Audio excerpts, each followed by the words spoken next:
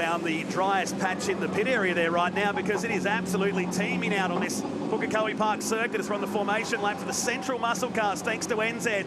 As these drivers get ready, Chris Pither is alongside me. And when you've got 850 to 900 horsepower into your right foot, these are not the conditions you'd be getting too excited about. Definitely not. You know, Pukekohe Park is always a challenge in the rain. Lots of water streams across the track, creates lots of aquaplaning in different areas, especially up over the hill onto the front straight. And as you say, with 850 horsepower, it's going to be a challenge putting that to the ground. Really looking forward to this race. Qualifying, it was held yesterday for this 28-car field. We had some casualties during that session. We'll get to that soon. And this rain that was supposed to hit here yesterday took its time getting in, but that won't deter the Kiwi fans. And you can speak better than I can. They really, really love this event. They certainly do. You can see them up on the hill in front of us. They've got their umbrellas up. They're sticking it out up there, hopefully in for a treat.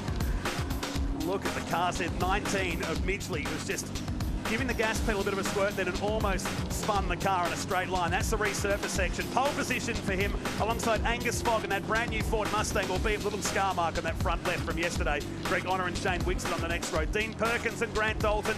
Bruce Anderson, we saw an oil leak from that car yesterday. He's fine, he'll be out in the field today. Ross Graham and Tristan Tecchi out of row number 7. Michael Eden and Greg Holden down towards 19th and 20th position. Steve Neuer and Rick Van Sweat down to Sean Fowler and Greg running out of position number 28. We saw the 777, the Tirana yesterday of Ross Graham. That put a massive hole in the sump of that engine. We saw him pull that car up. He's out for the weekend, and that's a shame because they really look forward to racing at such a big event here in New Zealand. Yeah, definitely. I remember back a few years ago, a little bit younger at the time, coming here was by far the biggest event of the year. Look forward to it for months, and you know you want to come out here, put a good show on, and have a lot of fun. So disappointing for those guys. These will be the kind of days you're glad you're in the commentary box here, where it's nice and warm, lots of rain out there. It's on our window, but you're nice and safe. And look at the conditions out there. Incredible. It's going to be a real challenge for these guys to actually generate any tyre temp. You can see them down the back straight there. They were just trying to generate a bit of wheel slip, create a bit of wheel spin, and try and build some rear tyre temp. But you know, I don't think they would have had much luck in these conditions. No. Got some onboard cameras here will capture all the action around this 2.9 kilometre circuit. Two groups here. Group 1 is the red windscreen banners, therefore the real, in quotes, race cars have their composite panels, and you'll see a lot of NASCAR engines in that group. Then the Group 2 cars are more your standard cars, like this one, for example, out there on the circuit. These guys here run virtually what they had. Yeah, it's great to see the size of the field too. Plenty of cars out there, and good to, if you've got the opportunity to go and actually have a look at them up close. Some of them are amazingly presented. A lot of effort into building and preparing the cars. Look at that water just across this track, and there'll be rivers running down. It's what we really kind of call it a main straight. It's more a curve, isn't it? But it's a long downhill section, particularly into turn number 1 that we've remarked all weekend. It's been resurfaced, but the bumps have remained. But it's the back straight that concerns me with the resurfacing down there. It was slippery in dry conditions. It's going to be unbelievable in wet conditions here. Yeah, definitely. As that oil comes out of that fresh tarmac, you know, put a bit of water on that, and it's going to be a challenge. It's basically in the braking zone there, slight kink in the back straight, so there's lateral load on the car as well, and add this rain, and it's going to be carnage. Now, I didn't see Angus Fogg on the front row. Looking out of our commentary box window, grid space 2 is vacant. So the Ford Mustang is not out there right now, a guy that's heavily experienced. We're going racing here for 12 laps around Pukekohe Park as they wheel spin their way from the start. Midgley didn't get the greatest of starts. Looks like Shane Wixon on the outside there, got a reasonable launch. Slots into P2 through turn 1. And everybody just tiptoeing their way. You can see how heavy the rain is hitting. Some guys going 3 wide, but probably 100 k's an hour slower than what we saw yesterday in these conditions. Well done to everybody out there to use their heads in these conditions, because, as you know, being a race car driver, it's easy to get out there and just lose your mind once you pull the visor down. Exactly. First to finish. Finish first you must finish, and these guys are well aware of that. Actually looked like a few people were, I was going to mention, battling a bit of pocket. There we go. We spoke too soon. And there's contact on the back straight. That's the 66 getting together with the Charger. Oh, the Chickadee, the tribute car, and that's big damage to car number 2. Sinclair, and that car will be out for the weekend. Yeah, I was going to touch on the fact I think a lot of these guys are battling with a bit of fogging at the moment too, and really sort of impeding their vision, and unfortunately that might have been the case there in the Chickadee car. We saw a shot of the safety car, didn't we, sitting at the back of this field. He knew something we didn't, perhaps. It's going to be called at the end of lap number 1 with Midgley, the leader, slow to get away, but I think that was planned. You can see quite clearly there. It looks like they have put some sort of anti-fog onto the windscreen right in front of Midgley's driver's seat. It seems to be doing the trick, but that's not a good sight to see. Now the 51-year-old is parked right in the middle of the circuit there. Well, the car is anyway, and that's dropping oil and all kinds of fluid onto the track down. It's that kind of day, really, race control, isn't it? What do you do? It's come out of nowhere as in comes the number 8 Tirana now. At the end of lap number 1, Tony Galbraith in the Charger.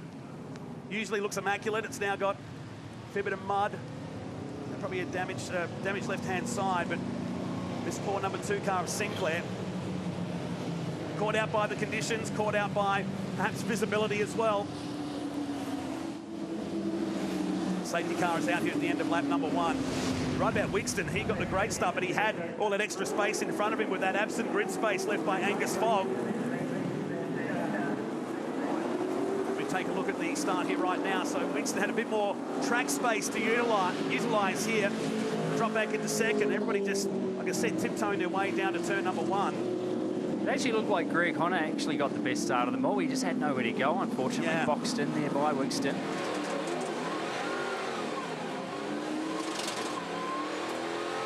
Just tippy-toeing off the line. You can hear it flare into wheel spin as they cross the painted grid boxes on the start-finish straight there.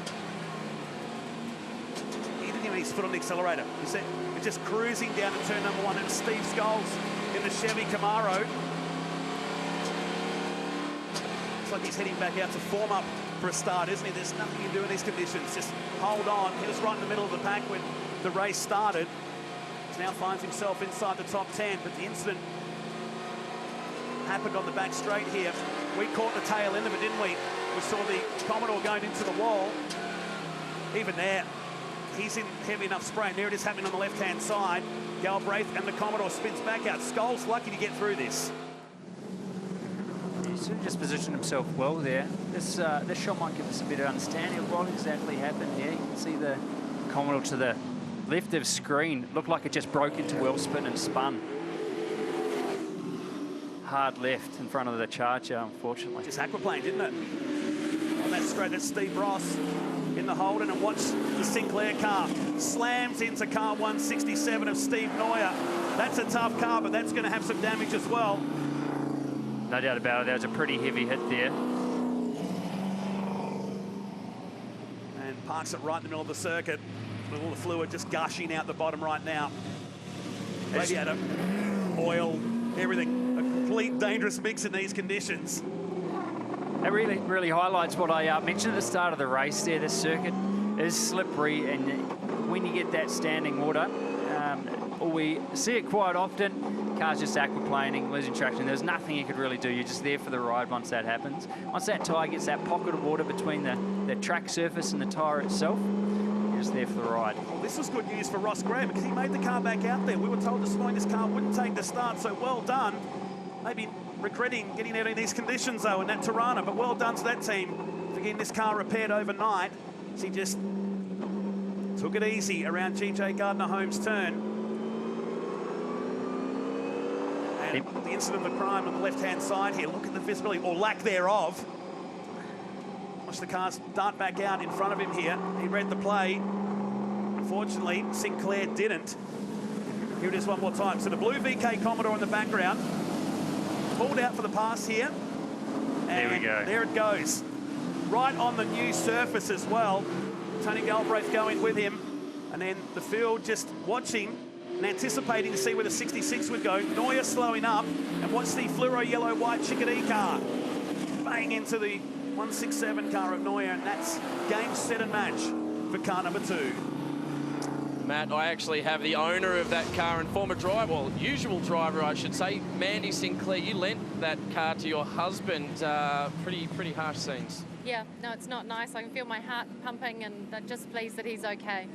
Now, you've actually driven that car yourself at Eastern Creek in Australia. Why'd you lend him the car this weekend? I mean, they always say you shouldn't lend it to your wife. You shouldn't lend it to your husband. He's actually had it for a few years now, but he wrote his own car off at Pukekohe here about 5 years ago.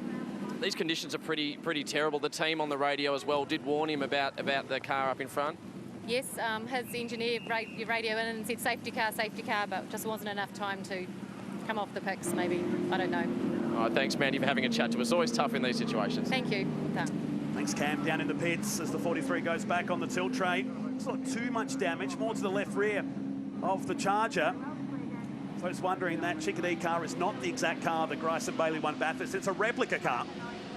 And so at the moment, it's going to take a lot of work. Let's go back down to the pits right now. Greg Rust is with Jack Perkins. Race has been declared here. We're not going to get the race laps in, and they've been sent back into the pits right now, and that's a shame. Hopefully, Crispy will see much better conditions for these cars, because they really are exciting to see.